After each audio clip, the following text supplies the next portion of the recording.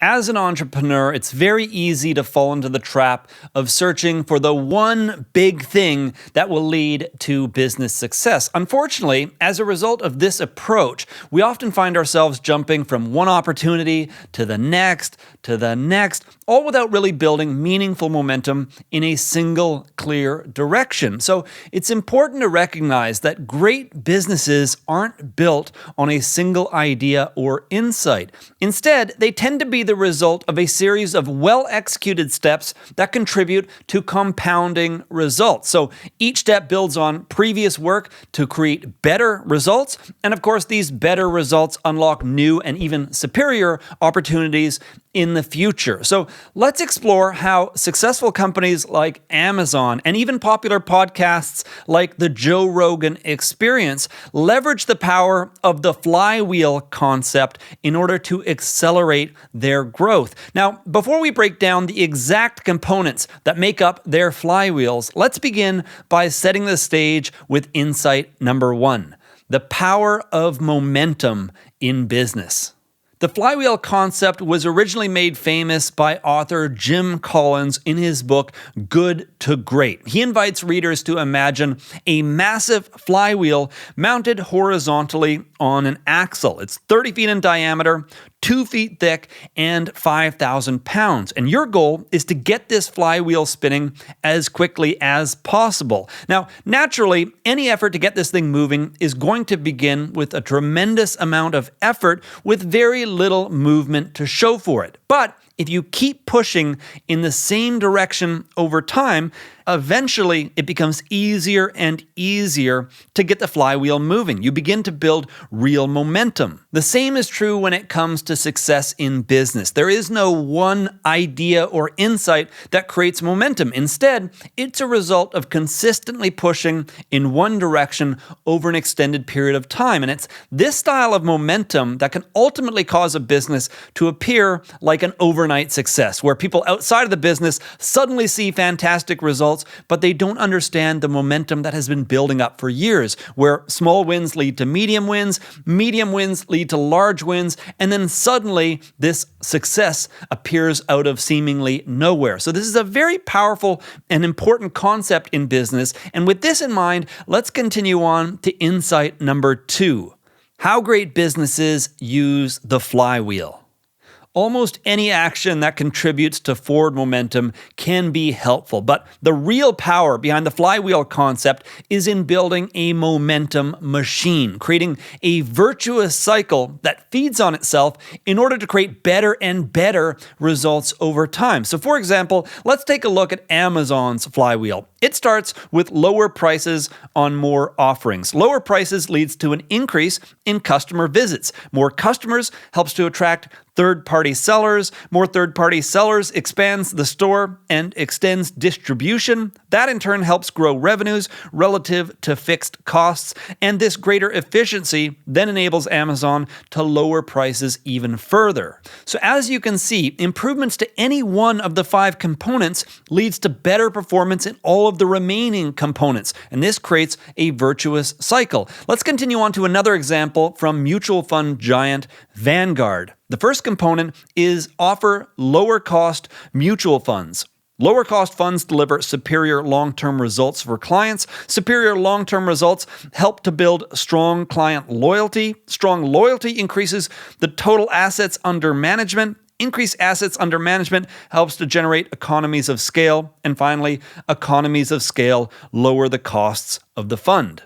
Now again, notice how each component isn't merely a next action step, but almost an inevitable consequence of success in the previous step. So if you nail the first step, you're launched into the next, and then into the next, and then into the next, almost like a positive chain reaction. So you're building momentum with your business. Let's go over one final example that is a popular model from the podcasting space. The first component is produce valuable long-form content. Long-form content can be cut into short, shareable social clips. Shareable social clips help to attract more first-time listeners. Some of those first-time listeners will turn into loyal subscribers. A growing base of loyal subscribers helps attract more popular guests. Finally, popular guests help you produce more valuable long-form content. So podcasts like the Joe Rogan Experience didn't just become an overnight success. Instead, they slowly built momentum over years of executing on a simple formula. And this formula allowed them to grow their audience, and at the same time, growing their audience helped in turn with attracting more in-demand guests. And it created a virtuous cycle which produced better and better results over time. This is the power of identifying and executing on a simple flywheel concept. Let's continue on to insight number 3, tips for how to build a great flywheel. In some cases, you can base your flywheel concept on proven formulas within a certain category. This is especially true if you're using a common platform or common medium like podcasting or social media or content marketing or even something like e-commerce. In many cases, you can find tried and true formulas for how to be successful within that space. Another great option that you have is to model the flywheels of highly successful businesses like Amazon or like Vanguard, and to just simply study them. See what's working for them, see what you might want to borrow when it comes to building your own flywheel. And this is especially powerful when studying companies that are not competitive with you. So looking at alternative industries out there, getting a sense for what works, what doesn't work, and then using that as inspiration and insight for your own model. Now, if you've already established a successful business and you simply want to discover the key elements that make up your flywheel so that you can identify them and share them with the rest of the team, then I highly recommend the 7 essential tips from Turning the Flywheel by Jim Collins. Let's quickly go over an abridged version of that list. Number 1. Create a list of significant, replicable successes your organization has achieved. This should include new initiatives and offerings that exceeded expectations. Number 2, compile a list of failures and disappointments. This should include new initiatives and offerings that have failed outright or fell far below expectations.